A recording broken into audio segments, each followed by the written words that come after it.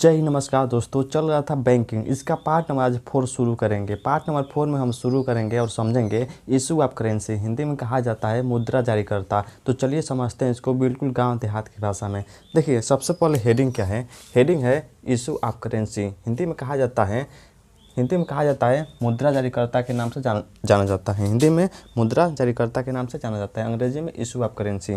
देखिए क्या होता है इशू ऑफ करेंसी। क्या होता है, जब आरबीआई नए नोट छापकर बैंक और बाजार में भेजता है उसे ही मुद्रा जारी करना कहा जाता है। उसी को इशू ऑफ करेंसी के नाम से जाना जाता है। जब आरबीआई पैसा नोट छापकर बैंक में भेजता है और बाजार में भेजता है उसी को कहा जाता है इशू ऑफ करेंसी के नाम से जाना जाता है। देखिए क्या होता है, पैसा कौन छापता है भारत में, तो लगाएगा आरबीआई। मुद्रा जारी करता है, आरबीआई जो हो गया वो मुद्रा मतलब पैसा छापता है या जारी करता है, बात एक ही है। उसके बाद समझिए, जो पैसा होता है उसको दो भागों में बांटते हैं। एक होता है सिक्का वाला और दूसरा होता है नोट वाला। तो देखिए भारत सरकार सिक्का जारी करता है। जो भारत सरकार हो गया वो सिक्का जारी करता है या सिक्का बनाता है, और जो आरबीआई हो गया वो नोट छापता है। देखिए और पूछेगा कि भारत में कौन सा रुपया चलता है, तो लगाएगा इंडियन रुपीज़। पाकिस्तान में भी चलता है तो पाकिस्तान रुपीज़, नेपाल में चलता है रुपीज़ तो नेपाल रुपीज़। अगर पूछेगा कि भारत में कौन सी रुपीज़ चलती है तो लगाएगा इंडियन रुपीज़ के नाम से जाना जाता है, ईएनआर। देखिए टाइप ऑफ रुपीज़, जो पैसा होता है उसे हम दो भागों में बांटते हैं। एक होता है सिक्का और दूसरा होता है नोट वाला। तो देखिए अब समझते हैं कि नोट कौन बनाता है, मतलब नोट कौन छापता है, और सिक्का कौन बनाता है, इसको अब समझते हैं। इसे हम दो भागों में बांटे हैं। पहला टाइप्स ऑफ रुपीज़ को दो भागों में बांटते हैं। पहला हो गया नोट और दूसरा हो गया क्वाइन, जिसको हिंदी में सिक्का के नाम से जाना जाता है। दूसरा क्वाइन, पहला नोट। देखिए क्या होता है, नोट कौन छापता है, सारे नोट हो गया आरबीआई छापता है, लेकिन केवल 1 रुपये के नोट को छोड़कर 1 रुपये का नोट कौन छापता है, तो लगाएगा 1 रुपये का नोट भारत सरकार छापता है। भारत सरकार में कौन सा मंत्रालय, तो लगाएगा वित्त मंत्रालय। मतलब जितना भी नोट हमें देखने के लिए मिलता है, जैसे 500, 200, 100, 50, 20, 10, इस सब को क्या करता है, कौन छापता है, मतलब कौन छापता है, तो लगेगा आरबीआई छापता है। लेकिन जो 1 रुपये का नोट होता है, 1 रुपये का नोट, इसे कौन छापता है, तो लगेगा भारत सरकार। भारत सरकार में कौन सा मंत्रालय, तो लगाएगा वित्त मंत्रालय। सारे नोट आरबीआई छापता है, केवल 1 रुपये के नोट को छोड़कर। अब समझते हैं जो सिक्का होता है, सिक्का कौन बनाता है उसको समझते हैं। देखिए सारे सिक्के जो होते हैं ये भारत सरकार के वित्त मंत्रालय बनाता है। मतलब जितना भी सिक्का हो गया ये भारत सरकार बनाता है। भारत सरकार में कौन सा मंत्रालय, तो लगाएगा वित्त मंत्रालय। देखिए जितने भी नोट होता है उस पर हमें देखने के मिलता है आरबीआई के गवर्नर के सिग्नेचर होता है। गवर्नर के सिग्नेचर होता है, साइन होता है। जितने भी नोट हमें देखने के लिए मिलते हैं, 1 रुपये का नोट हो गया, इस पर साइन होता है फाइनेंस सेक्रेटरी। सारे नोट पर किसका साइन होगा, तो लगाएगा आरबीआई के गवर्नर का साइन होता है। लेकिन 1 रुपये के नोट जो होता है, 1 रुपये के नोट, उस पर सिग्नेचर होता है फाइनेंस सेक्रेटरी, हिंदी में वित्त सचिव का सिग्नेचर होता है। तो अब समझते हैं कि नोटों की छपाई कहाँ होती है उसको समझेंगे, और सिक्का कहाँ बनाया जाता है उसको समझेंगे। देखिए भारत में क्या होता है, नोटों की छपाई कहाँ कहाँ पर होता है उसको हम समझते हैं। नोटों की छपाई मतलब उसी को कहा जाता है प्रिंटिंग प्रेस के नाम से जाना जाता है। जहाँ पर नोट की छपाई होती है उसको प्रिंटिंग प्रेस के नाम से जाना जाता है। कहाँ कहाँ हमें देखने के लिए मिलता है, भारत में 4 जगह हमें देखने के लिए मिलता है। पहला देवास, कहाँ पर है, मध्य प्रदेश में, यहाँ पर नोट की छपाई होती है, नोट बनाया जाता है। दूसरा होता है नासिक, कहाँ पर है, यह है महाराष्ट्र में।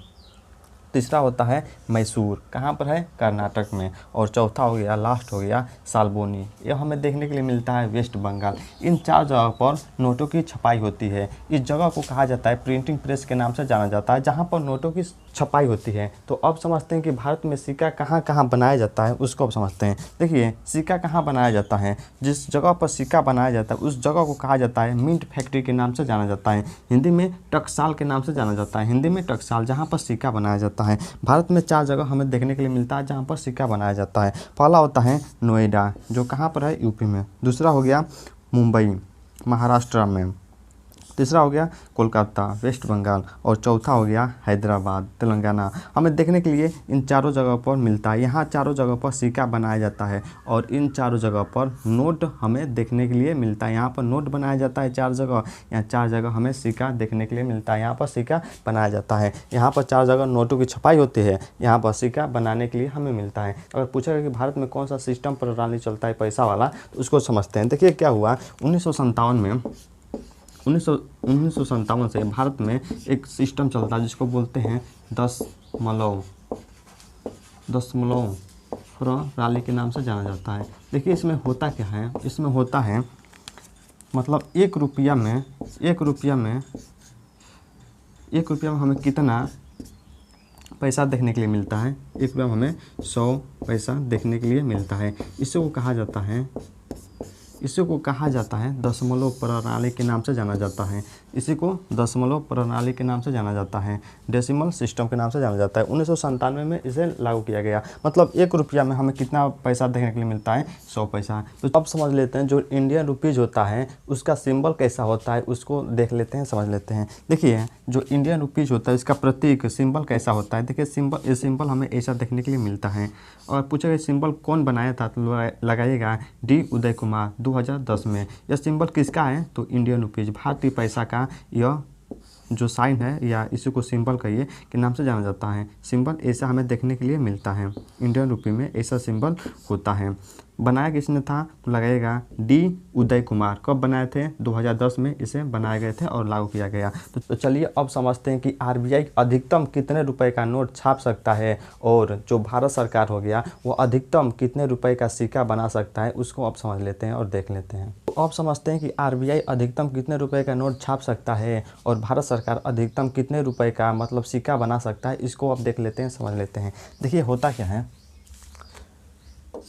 आरबीआई अधिकतम कितने रुपए का नोट छाप सकता है। अगर सबसे बड़ा नोट आरबीआई कितने का नोट छाप सकता है, तो लगाएगा 10,000 का नोट। मतलब जो आरबीआई क्या करता है, जैसे 2000 का एक नोट होता था वैसे ही आरबीआई 10,000 का एक नोट छाप सकता है। मतलब उसका भी कुछ नियम कानून है, आरबीआई एक्ट में ऐसा प्रावधान किया गया है कि अगर मान लीजिए देश में बहुत ज़्यादा महंगाई आ गया तो उसको कंट्रोल करने के लिए आरबीआई क्या करता है, अधिकतम कितने रुपए का नोट छाप सकता है, कितने रुपए का, तो लगाइएगा 10,000 का। अधिकतम 10,000 का नोट छाप सकता है। इससे ना अधिक, इससे कम मतलब छाप सकता है, लेकिन इससे अधिक नहीं नोट छाप सकता है। मतलब 10,000 का एक नोट छाप सकता है। ऐसे ही 10,000 का एक नोट, 2 नोट, ऐसे ही कर 3-4 मतलब जितना अब ज़रूरत है उतना छाप सकता है। और पूछेगा मतलब आरबीआई अधिकतम कितने रुपए का नोट छाप सकता है, तो लगाएगा 10,000। उसके बाद समझिए जो भारत सरकार हो गया, इसमें वित्त मंत्रालय हो गया, यह कितने रुपए का अधिकतम सिक्का बना सकता है, तो लगाएगा 1,000 का सिक्का बना सकता है। अधिकतम 1,000 का सिक्का बना सकता है।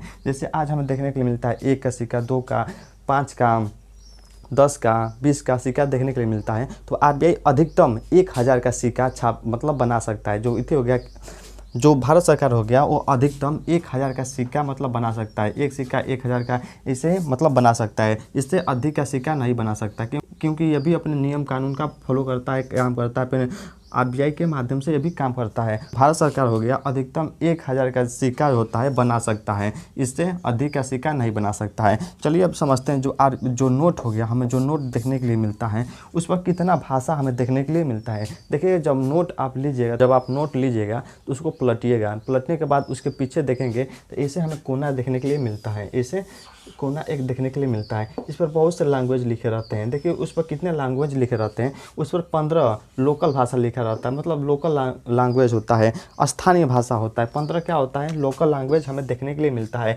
एक वो अंग्रेजी में लिखा होगा, अगर मान लीजिए 100 का नोट होगा तो लिखा होगा 100 रुपये, 100 का नोट होगा। अगर उसी पर हिंदी में लिखा होगा 100 रुपये, अगर वहीं देखेंगे उसी पर देखेंगे तो एक जगह लिखा होगा अंग्रेजी में, उसी नोट पर लिखा होगा 100 रुपीज़ लिखा होगा। मतलब सिक्का पर सब क्या हो गया, 15 लोकल भाषा हो गया। एक हिंदी में लिखा रहता है, एक अंग्रेजी में लिखा रहता है। मतलब टोटल जब ऐड करेंगे तो एक नोट पर हमें टोटल 17 भाषा देखने के लिए मिलता है। एक नोट पर 17 भाषा होता है, जिसमें से 15 लोकल भाषा होता है और एक हिंदी में और एक इंग्लिश में हमें देखने के लिए मिलता है। तो चलिए अब समझते हैं कि नोट बेस कलर और मोटिव हो, मतलब जो हमें जितने भी नोट हमें देखने के लिए मिलता है उसका कलर कौन कौन सा है और मोटिव उसके पीछे क्या क्या बनाया गया है उसको एक बार समझ लेते हैं और देख लेते हैं। तो चलिए अब समझते हैं कि हमें जितने भी नोट देखने के लिए मिलते हैं उसका कलर कैसा होता है और मोटिव उसके पीछे क्या क्या मतलब चीज़ बनाया जाता है, मतलब मोटिव क्या क्या होता है उसको समझते हैं। देखिए सबसे पहले एक जगह नोट, दूसरा बेस कलर और तीसरा मोटिव। सबसे पहले देखेंगे 2000 का नोट, ये तो बंद हो गया, लेकिन इसे मतलब 2000 का नोट कैसा किस कलर का होता था तो लगाएगा मैजेंटा के नाम से जाना जाता था। इसके पीछे क्या था तो लगाएगा मंगलयान उसके पीछे देखने के लिए मिलता था। उसके बाद 500 का नोट, देखिए इसका कलर कैसा होता है तो लगेगा स्टोन ग्रे के हमें देखने के लिए मिलता है उसका कलर। उसके पीछे क्या होता है रेड फोर्ट, मतलब लाल किला हमें देखने के लिए मिलता है। अब चलिए समझते हैं 200 के नोट।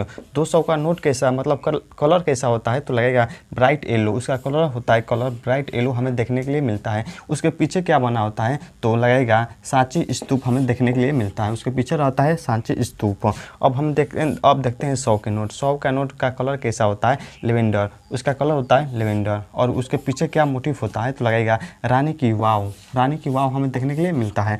अब समझते हैं 50 का नोट। 50 का नोट इसका कलर कैसा होता है तो लगेगा फ्लोरोसेंट ब्लू हमें देखने के लिए मिलता है 50 के नोट पर। इसके पीछे क्या होता है मोटिव क्या होता है हैम्पी की कैरियोट, मतलब हैम्पी की कैरियोट हमें देखने के लिए मिलता है। उसके बाद समझते हैं 20 का नोट। 20 का नोट का कलर कैसा होता है तो लगेगा ग्रीनिश येलो, मतलब ग्रीनिश येलो इसका कलर हमें देखने के लिए मिलता है। इसके पीछे क्या होता है तो एलोरा केव्स, मतलब एलोरा की गुफाएं हमें देखने के लिए मिलता है। अब समझते हैं कि 10 रुपये का नोट का कलर कैसा होता है। देखिए इसका कलर होता है चॉकलेट ब्राउन, मतलब चॉकलेट ब्राउन हमें इसका कलर देखने के लिए मिलता है। इसके पीछे सिंबल मोटिव क्या होता है सन टेम्पल, जो सन टेम्पल कोणार्क में है यह हमें देखने के लिए मिलता है। अगर आप लोगों को बैंकिंग का पार्ट नंबर 4 समझ में आया तो कमेंट कर जरूर बताएं। जय हिंद, नमस्कार दोस्तों।